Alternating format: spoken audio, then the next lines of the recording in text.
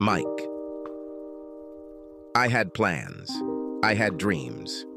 Heck, I even had a secret savings account for a special dream trip around the world we were going to take in just a few years. I watched my wife Tracy blush deeply and then just continue to glow pink as she talked to a couple of coworkers during her employer's annual staff meeting at a small college in mid-September. I was standing about 15 feet away from my wife at the time I noticed her reaction, ostensibly talking to another group of her coworkers. Tracy spoke with Rafe Searcy, whom I had previously been introduced to as the new associate professor of English literature, and Janet Barnes, who worked in the administration, like Tracy.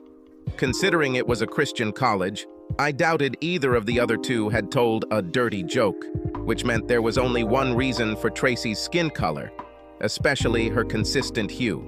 She was very sexually aroused. Now I had an answer to the question I hadn't asked. When you've been married to someone for 23 years and together for 25 years, you know almost everything about that person, even if you don't pay much attention to them. If you're paying attention, well, 10 minutes before, I thought I had a perfect marriage with an almost perfect woman. Now I was piecing together the puzzle of some recent oddities in my wife's behavior that I had not recognized as strange until that moment. Tracy and I were best friends, lovers, and parents to two wonderful children. Unlike many couples, we could spend our days together and never tire of each other's company. We could talk about anything from sex to history, and we laughed about many aspects of these discussions. I've always liked that the best way to test marital compatibility is to take a long car ride with your potential spouse, and if you haven't killed that person, you should marry them immediately. Tracy and I fit that profile. In my opinion, our sex life was great. Yes, it had cooled from the white-hot passion of our courtship and early marriage, but it had picked up again when the younger of our two daughters had left for college the year before. Being an empty nester for the better part of a year seemed to reignite our more lustful urges, and we alternated between slow, passionate lovemaking and hardcore physical fucking 3 or 4 times a week.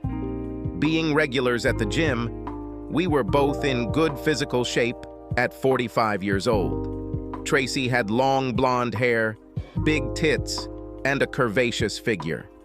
Yes, she was. Probably 15 pounds heavier than she was before our kids were born, but everything was packaged well. In fact, I was 20 pounds more muscular than when I left school. Besides, I had 25 years of experience pleasing my wife. Something changed 2 months ago, and since it had mostly changed for the better, I wasn't about to look a gift horse in the mouth. I never thought about it.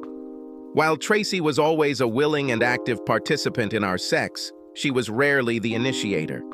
Suddenly, she began to initiate as much as I did, and the physical connection was off the charts. However, we didn't make love anymore. It was just sex.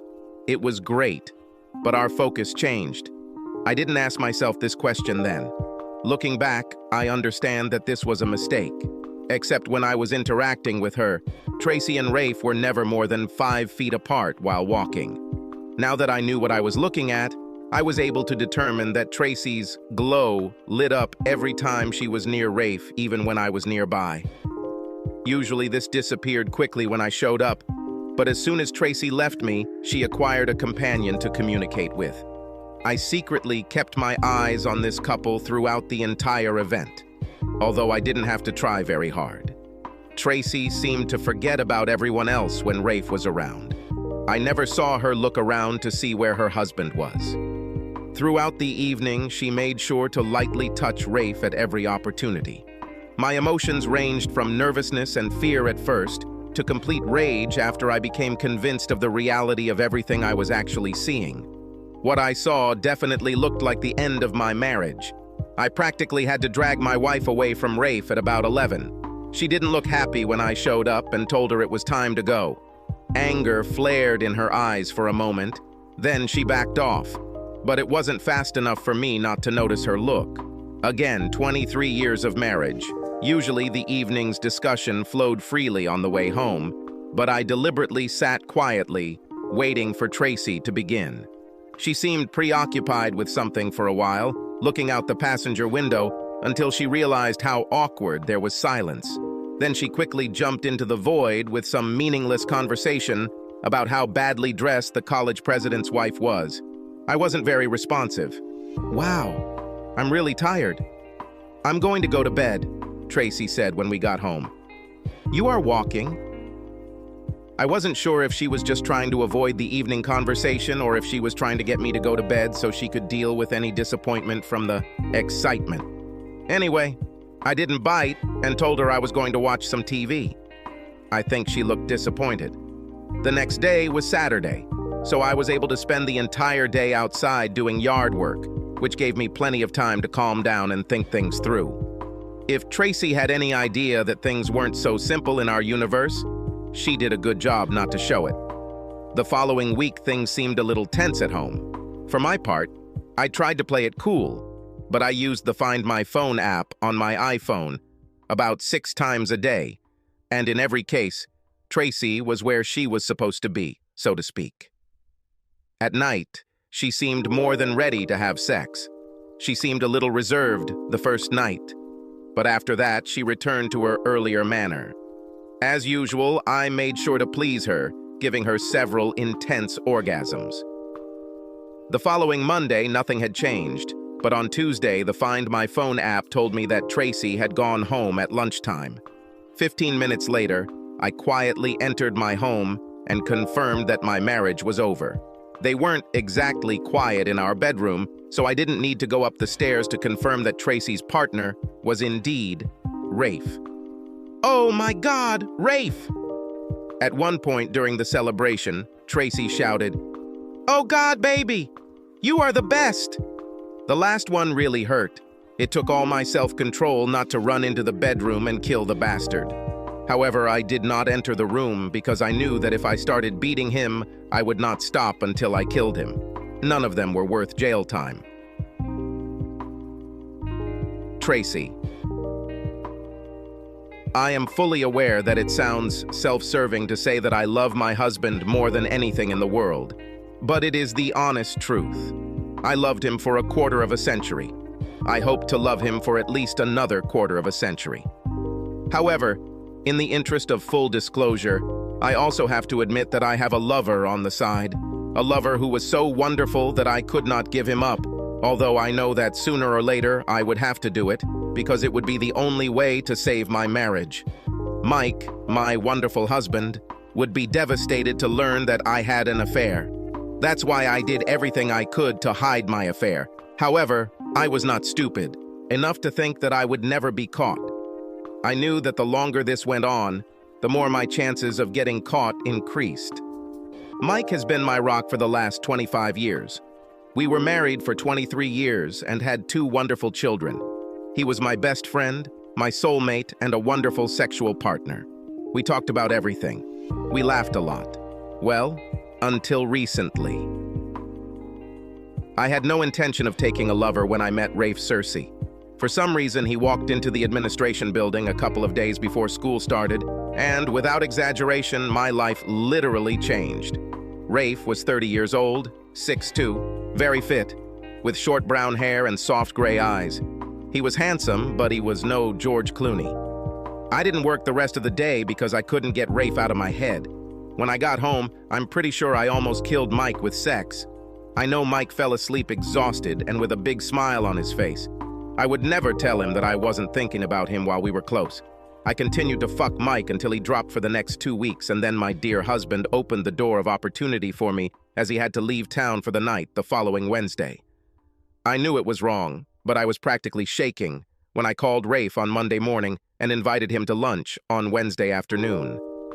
I had already checked Rafe's schedule, knew he didn't have any classes on Wednesday afternoon, and I took administrative time off. Rafe met me at a small Italian restaurant, and we had a good lunch, talked and laughed a lot. I know I laughed a lot and had a hard time keeping my hands off his arms and hands while we talked. I blushed a lot and felt like a virgin on the very first date. Rafe and I hadn't discussed sex, but he knew what anticipation was like. He smiled back at me a lot, held my hand for a while, and even grinned sometimes. I knew he felt the same connection. Being the gentleman he is, Rafe paid the bill, then quietly asked, "Where to?" To me. "I live 10 minutes away from here. Leave your car and I'll drive," I answered in a voice that sounded much more confident than I actually was. Knowing that Mike wouldn't be home until Thursday evening saved me a lot of anxiety about the upcoming event. But I have to admit, I was nervous. I knew that after having 2 children and being 45 years old, I didn't have the mature young body that Rafe was probably used to. I loved Mike with all my heart and soul, but my time with Rafe was definitely going to happen. And I wasn't going to deny myself the pleasure, and I didn't feel guilty about it. I drove my car into the garage and closed the door. The next 10 hours were some of the best of my life. Rafe obviously felt the same connection as I did, and everything we did was amazing. I wasn't a virgin when I met Mike, but I always considered him a great sexual partner. Rafe completely reset the dial. Everything we did was fantastic. Till when Rafe finally got into an Uber to pick up his car, I felt as spineless as a jellyfish and as brainless as a sponge. I remember a lot of screaming and some crying, and I'm pretty sure it came from me, but I really can't swear to it. Hell, I couldn't swear on my own name. Now I knew what it was like to be fucked senseless. I definitely wanted this. "You are an amazing woman, Tracy. It was probably the best sex of my life." Rafe. I knew exactly what Tracy McGowan meant when she called me. I saw her reaction when I met her 2 weeks ago in the office building. I knew that we would have sex with each other after we had lunch, although I didn't say so directly. The woman was definitely a MILF, pretty face, big breasts, and long blonde hair. She may have a few extra pounds, but I wouldn't give it up for anything. I saw rings on her fingers when I first saw her, but I knew that didn't mean the woman had disappeared from the market. Married women tend to have a lot of experience, and being a little weird always seems to drive them crazy. We had a great lunch, and then she took me to her home to spend most of the day in carnal pleasure in the marital bed. Apparently her husband was on a trip out of town, so instead of just having sex on his lunch break, we had sex all day long. It turned out that she was the most physically responsive woman I have ever known. As the Uber dropped me back to my car in the restaurant parking lot, I hoped there would be another day like this. In fact, there will be many more days like this. Mike. I was shocked at how deceitful Tracy could be. The following week, she continued her Academy Award-winning performance of An Ideal Wife, while I quietly prepared for my impending divorce. I met with the attorney the following Wednesday morning, and she told me that Tracy would be served the following Wednesday. Even though we lived in a no-fault state, I still sued on the grounds of adultery. It was petty, I know.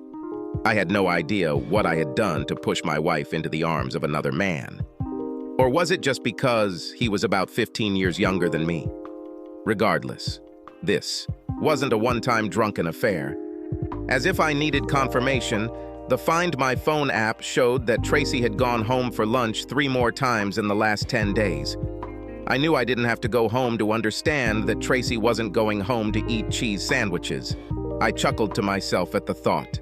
At some point during that time period, I went into our snack bar to grab a pack of brown sugar cinnamon Pop-Tarts, but found nothing. The day before, I ate the penultimate pack and knew that there was 1 more pack left. I also knew that Tracy didn't eat them because she hated Pop-Tarts. So obviously, Rafe not only had sex with my wife, but he also stole my fucking snacks. Damn him, Tracy.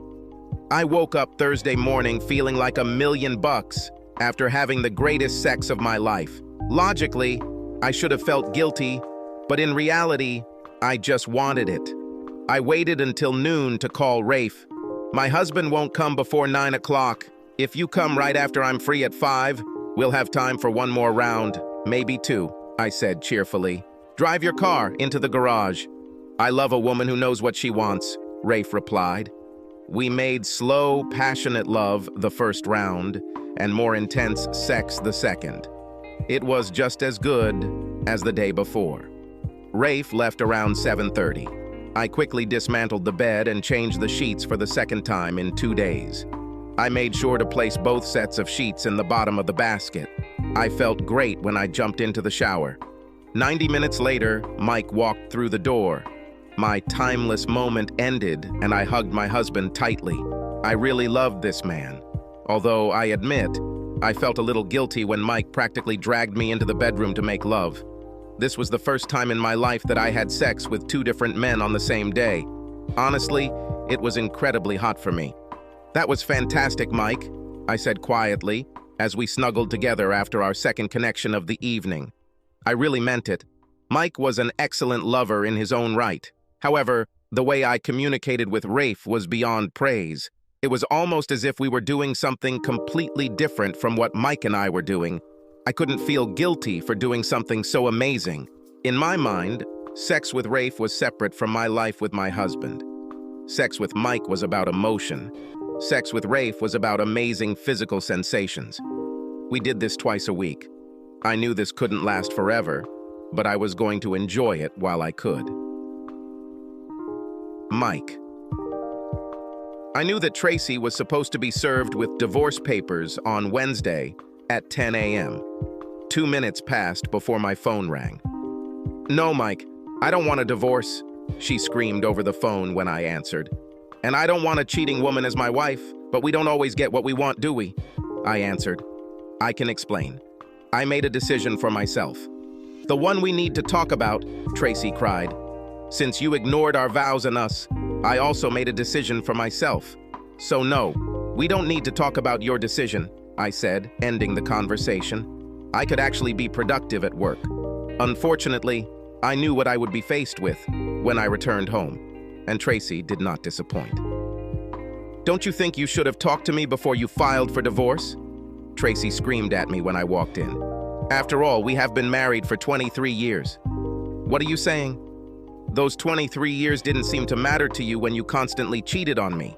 I shot back at her. I could tell from her eyes and smudged makeup that Tracy had been crying. I myself didn't feel very cheerful. "I love you, Mike, really. What I had with Rafe was just physical. It was a decision for yourself?" I finished for her. Tracy looked worried, to say the least.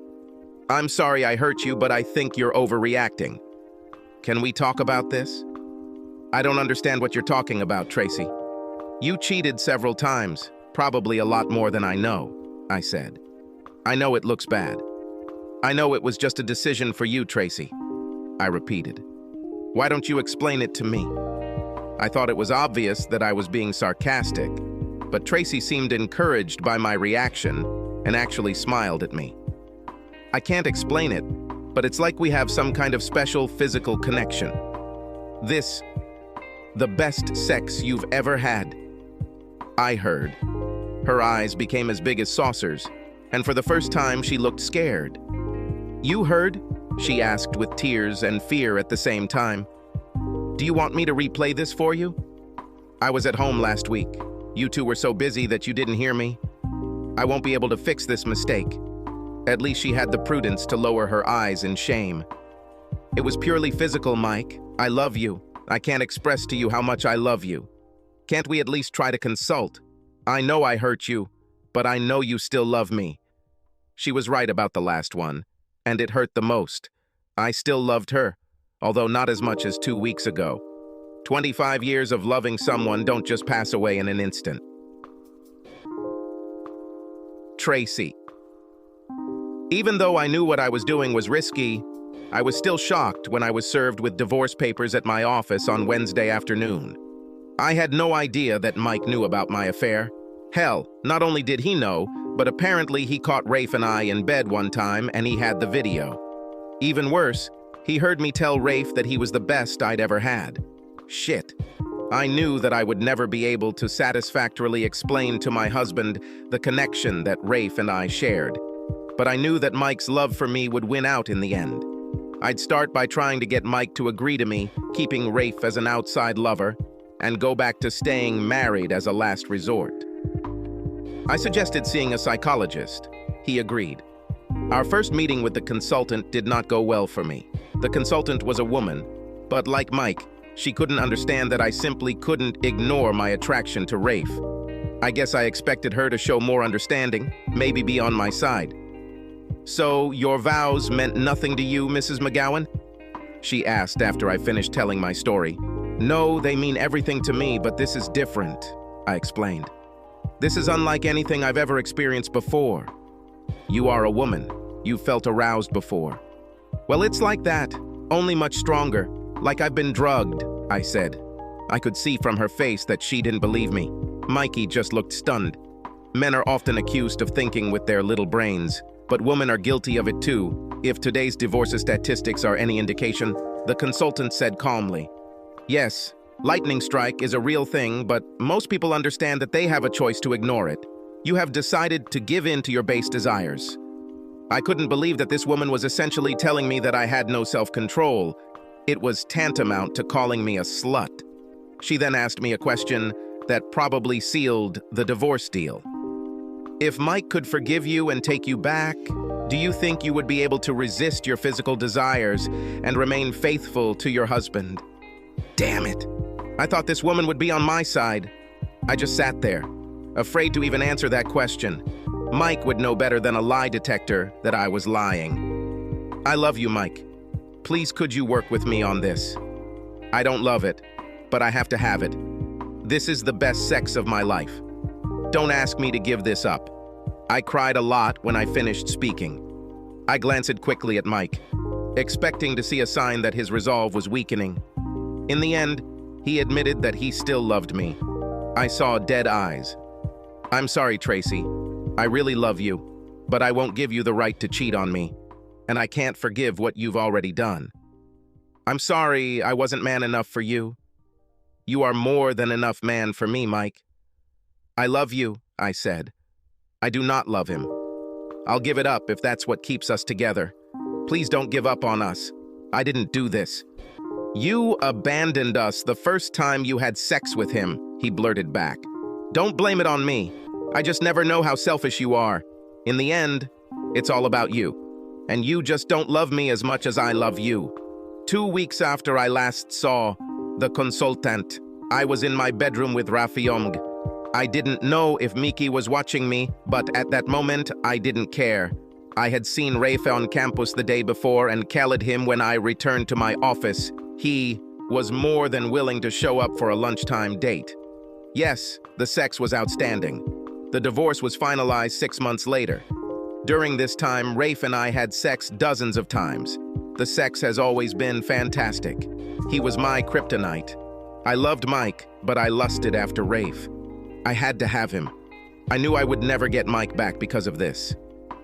He didn't love me enough to let me have Rafe. Mike, I couldn't believe that Tracy was actually trying to get me to let her leave her boyfriend and stay married to me. If you really love me, what nonsense. Forget it. There's no way we're staying married, period. I may have been an ignorant cuckold, but I'm not going to be a dumbass. I was very surprised that the marriage counselor we hired wasn't living in the same dreamland as Tracy. She practically called my wife a slut in our first session, and it hasn't gotten any better since then. She ended our sessions after the 4th by telling my wife that I would never back down from my position and that she supported me. I thought Tracy was going to die when the counselor told her to stop the sessions. I don't know if Tracy asked my daughters to try to stand up for her, but they both tried very hard. You're destroying the family, Dad. My youngest cried when I told her about this. No, baby, I'm not destroying the family. Your mother did it. I'm just making it legal. She twisted her face and furrowed her brows. I could tell she was thinking hard. You're probably right, Daddy, she finally said. Rafe. I didn't really want to ruin Tracy's marriage, but I saw it more as her husband's problem. I knew she really loved this guy, but we had an amazing physical connection and the sex was almost otherworldly. If she wanted to have me, hell yes, I was going to give it to her. I suppose I couldn't blame him for not wanting to be cuckolded, but again, that's between him and Tracy. My job is not to wonder why. Tracy stayed away from me for 2 weeks after Mike filed for divorce.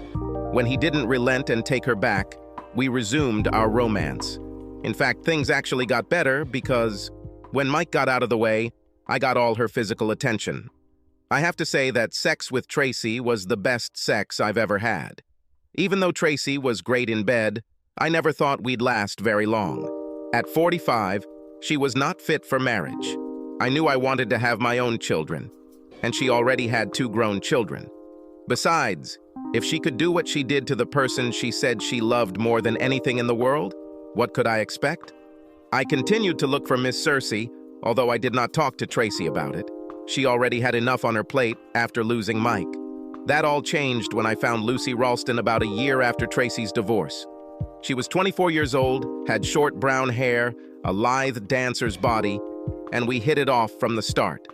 I didn't tell Tracy about Lucy at first, but I finally confessed after about 2 months.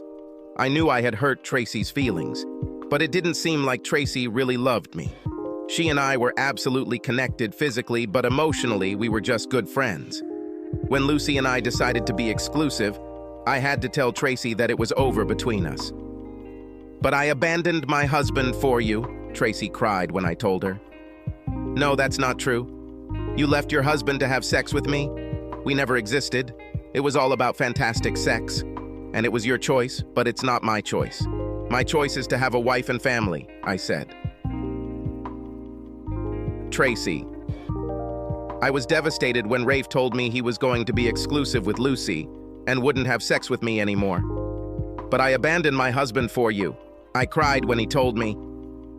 Rafe gave me a look that I could only interpret as pity. "No, that's not true. You left your husband to have sex with me," he corrected. I knew he was right, but still. Then, of course, it was awkward when my children found out about it. Mike didn't sugarcoat the pill when we broke up, telling the kids I cheated on him several times for the best sex of your mother's life. The kids weren't happy with me, but they eventually came to terms with it, telling them a year and a half later that Rafe had left me to start a family with a younger woman just made me look pathetic, even to me. I didn't ask them not to tell their father, but I really hoped they wouldn't. I admit that I do not completely agree with this development of events in my life. When the kids came home for Christmas, my oldest daughter just casually asked if they were going to meet my boyfriend. At that moment, I admitted that we were no longer together. "So, you gave up a quarter of a century of love with your dad for a couple of years of sex with some younger guy." "Oh, wait. Sorry. A couple of years of the best sex of your life," my daughter grimaced. I couldn't say much. I lowered my eyes to the floor. Losing Rafe still didn't affect me as much as losing Mike. I mean, Rafe was an amazing sex partner, but Mike was my soulmate, my everything. Coming home to an empty apartment every day after work was heartbreaking, but at least I could look forward to amazing sex several times a week. When Rafe left, I had nothing left. The loneliness turned out to be terrible, so I guess I was pretty interested in dating at first. I was surprised that most of the interested men were 30 plus, and some were even 20 plus. Maybe this old woman didn't look so bad for being 47 years old. I enjoyed the company of several men, although none of them even came close to the quality of my ex. Maybe it's because I haven't dated in so long, but I've definitely noticed that men's expectations have changed over the past quarter century, especially among younger guys. They seem to expect sex on the first date, and if that didn't happen, there usually wasn't a second date. It wasn't that I was a prude, but I also wasn't going to jump into bed with just anyone and everyone. When did sex happen? Happened. From my point of view, he was usually quite good, and all my partners seemed very pleased. The younger guys in particular seemed to really like my big tits, while the older guys seemed to enjoy oral sex more. Most of the sex was just sex, though. I guess I haven't dated anyone long enough to make real love. I really missed making love. When talking to the children, I tried to discreetly ask about Mike. I didn't think he was dating at all, which meant I still had a chance to get him back. I knew the odds weren't very good, but why wouldn't he date me if he was going to date other divorced women? We had a wonderful marriage for 23 years. However, I knew that I would have to be the aggressor if this happened. "Mike, maybe you'd like to have coffee with me sometime," I said after he answered my call a few months later. I know I hurt you with what I did, and I'm sorry about it, but I really wish we could be friends, the kind that sit and drink coffee together and maybe even eat food together sometimes. I really miss sitting with you and chatting." Sure, Tracy. I think we could do that," he answered cautiously. "I really miss your company, and I think I'm in a much better place now than I was." We set up our coffee date for next Saturday. Mike, I have to admit that Tracy looked fantastic when she walked into the Starbucks where we agreed to meet. I haven't seen her for 2 years, and time hasn't harmed her at all. She didn't look any older, and her weight was probably the same as the last time I saw her. She had her hair cut to shoulder length, and the tight sweater she was wearing really showed off her full breasts. She was wearing almost no makeup, which only emphasized the fact that she was a beautiful woman. I stood up to greet her and stopped in my tracks, not sure if I should hug her or not. She answered that question for me by walking right into my space, gently kissing my cheek and hugging me. I hugged her back. "How come no one has dragged you away yet?" A question involuntarily burst out. She blushed charmingly. "Apparently, not everyone has such good taste," she answered with a smile on her face. We ordered coffee and each received a cake. We talked about a variety of topics, just like when we were married. The conversation was so pleasant that we each drank our second cup of over-caffeinated Starbucks. "That was fun, Tracy," I said as we stood up to leave. "How about next time we have lunch together?" I think I surprised her with this invitation because her eyes widened when she looked at me. "Certainly. This will be great," she said quietly. I called her 2 weeks later and set up a lunch date. It's been over 25 years since I've gone on any kind of date. Absolutely none since Tracy and I got divorced. Although I was devastated by what Tracy had done to me, I tried my best to feign indifference to the general public. However, in reality, it all just tore my heart. And after the divorce, I stayed away from all women. One Saturday afternoon, Tracy and I enjoyed a very pleasant lunch at our favorite Italian restaurant. I know she was hoping that I would invite her to my house after dinner, but I walked her to her car in the parking lot, gave her a friendly kiss on the cheek, and headed to my car. Over the next year, we enjoyed several dinners.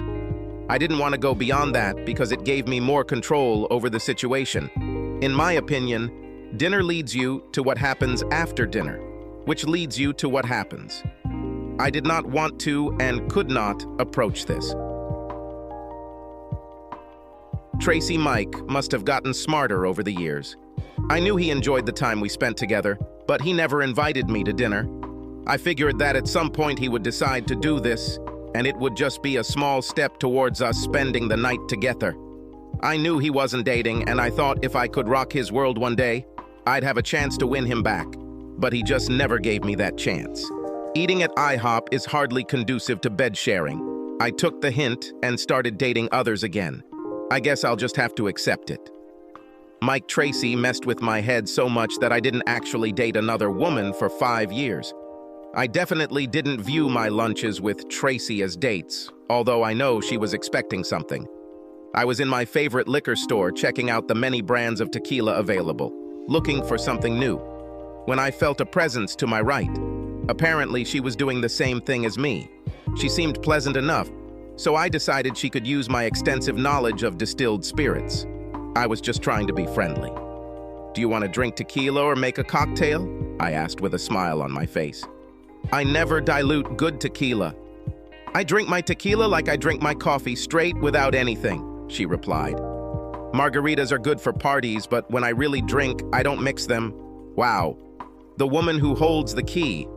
I didn't know a single woman who drank tequila properly. For the first time, I turned to face a woman. Damn. Drinks tequila and looks damn good. There are no rings on her left hand either. She seemed a little younger than me.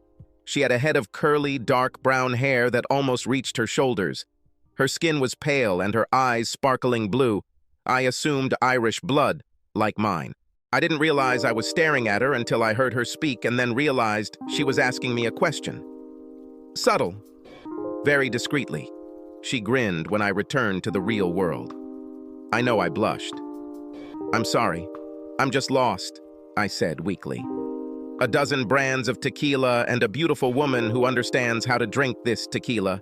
In my world, this doesn't happen often. She smiled wryly at me. I thought she was going to move on when she spoke again. And what kind of world is this, Mr. Tequila Snob? Louisville, USA, ma'am, I muttered. Ma'am? Did you just call me ma'am? She asked incredulously. Wow, do I look like your mother or something? Sorry about that. It's a matter of good manners. My parents are to blame. But no, you don't look like my mother. I loved my mother to death, but even on her best days, she didn't look as good as you. I couldn't believe it actually came out of my mouth. I winced.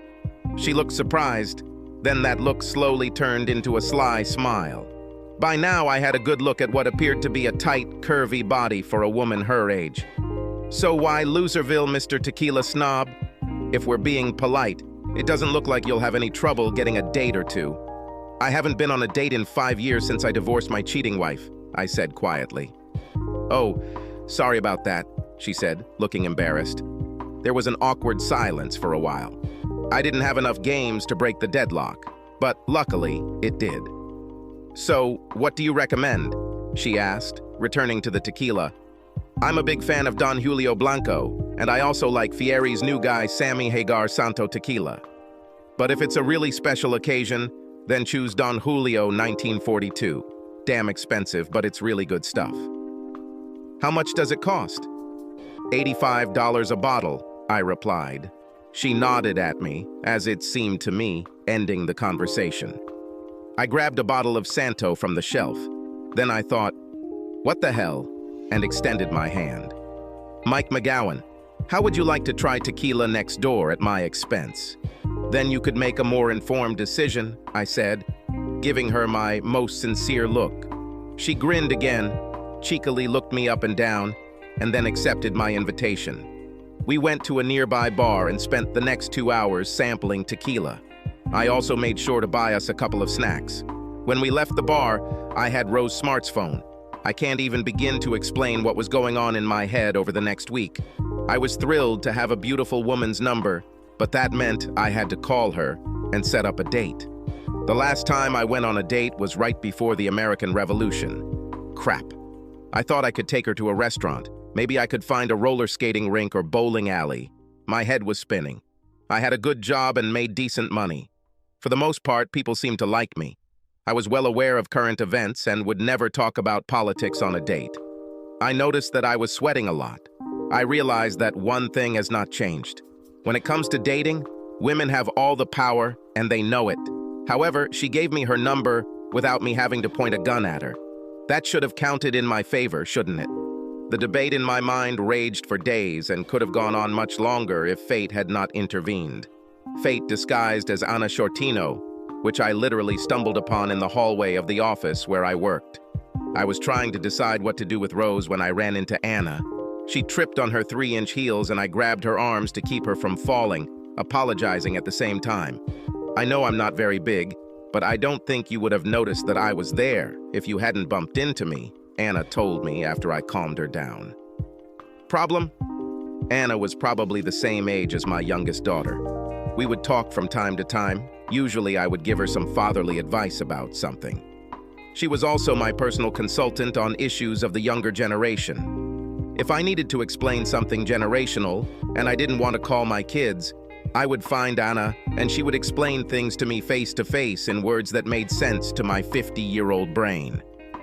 Yes, actually, I muttered, probably sounding like a weak buffoon. Anna looked at my face as if she was trying to read the sign.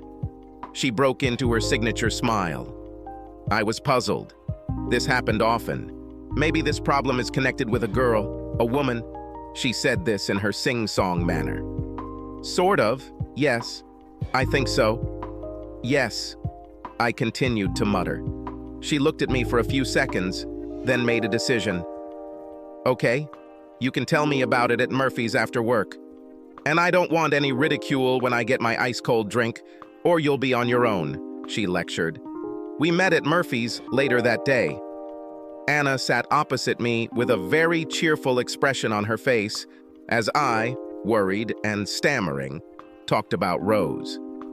So, You haven't dated anyone since your divorce 5 years ago?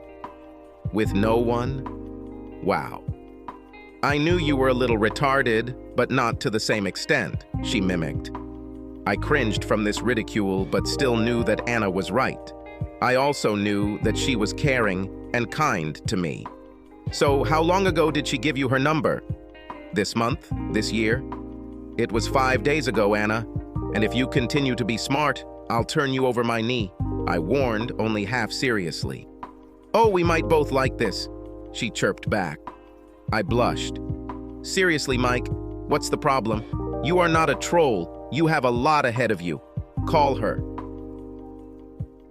Anna spent the next half hour telling me about some of the things she and her friends do on dates. I resisted the urge to pull out my notepad and take notes. Can you dance? She asked at one point. Who else has 3 left legs? Then I'll take that as a no. You know, women really like it when a man asks them to dance. It's a kind of physical force that speeds up the process, she said with a big smile on her face. This is true? Seriously. I always thought it was some kind of urban legend, I said. True, 100%. This is something like foreplay. La la la, I said, covering my ears. She looked at me with the same look, then grinned again. Oh, and by the way, don't forget to bring a condom. You can't be too prepared, she said, looking me straight in the eyes. Yes, Mom, I answered sarcastically. I called Rose when I got home that evening and set up a date for the following Saturday. Anna told me not to spend too much time talking about my previous marriage, but to answer honestly any questions Rose asked about it. I felt awkward talking about what happened to a relative stranger, but Rose was very empathetic. She then told me her story of heartbreak, which included a 15-year marriage that ended with her catching her husband in bed with a neighbor. Tracy. The actual physical pain from the syphilis I contracted was nowhere near as bad as the humiliation I experienced in the doctor's office. Don't get me wrong, the doctor and 2 nurses I dealt with were completely professional, but I could tell they were overwhelmed by having to deal with me. It didn't get any better when I listed 6 different men as recent sexual partners to notify. Crap. 6 notices? I heard one nurse whisper to another after she looked at my tests for the first time. It's probably good that she's not 25 anymore. I probably would have torn her face off if she had said that out loud to me, but I had to admit to myself that that comment sounded really bad. I haven't thought about it too much, but I've been making good use of being single the last few years. When Rafe left me after Mike divorced me, I probably went a little crazy. I think I may have been looking for someone to replace Mike and Rafe, but if that was the case, nothing even close came up. How could I replace what Mike and I had for 23 years? And how could I replace the incredible sexual connection that I had with Rafe? I don't know. Maybe in my mind I compensated for quality with quantity. I never really thought about how many men I slept with until I had to report the number and list of my partners. Without a doubt, having sex with most of my partners without protection was stupid and irresponsible. It's not like I was a drunken slut. I was always sober enough to know what I was doing, and I always chose guys who looked clean and well-groomed. But it's an old story. When you sleep with someone, you also sleep with everyone they've slept with recently. I just never thought, idiot. At least I didn't have to tell anyone about my problem. Mike. Rose and I got married about a year after our first date. We both still had some trust issues, but we worked through them with love and the help of a really good counselor. I gently pushed Rose away, and we lay on our sides facing each other, both breathing heavily from the exertion. After 25 years of marriage, when both were 75 years old, making love once a week was enough. We spent another 10 minutes kissing and cuddling before falling asleep. To say that Rose was my savior is an understatement. After my divorce from Tracy, I was lost. Hell, I didn't even know how to date. She allowed me to feel my way, sometimes literally. And we kind of grew together. While I wouldn't put money on it, I found a soulmate to grow old with. Tracy. I was a little more leery of choosing partners when I came back into circulation after my problem. This was probably due in part to menopause. Partly, it's probably because although I looked pretty good when I hit 50, 20, and 30-year-olds weren't looking my way anymore. In fact, since there were far more single women than men between the ages of 40 and 50, the competition in these age groups was quite fierce. If anyone had asked me a few years ago, I would have told them it was a done deal. I was going to grow old with my loving husband, Mike. Because I was an idiot, nothing came of it. I greatly overestimated my performance with Mike. I mistook his kindness for weakness. I thought he loved me so much that he would at least forgive me for my wrongdoing. Several years ago, I moved into a senior living community. My old house was too big for me alone. I see my children and grandchildren every few months. It took years for the relationship I had with my children to return to normal. The relationship between Mike and I remained friendly, although we stopped having lunch after I realized that these lunches would not bring me closer to him. Mike finally started dating again after years of being a recluse. I admit I'm jealous of the way he looks at Rose. When the whole family gets together for the holidays, I can't help but notice the adoring looks and sweet mannerisms with which they interact. This makes me sick. It had to be with me. Was it worth it? I ask myself. I never liked the answer.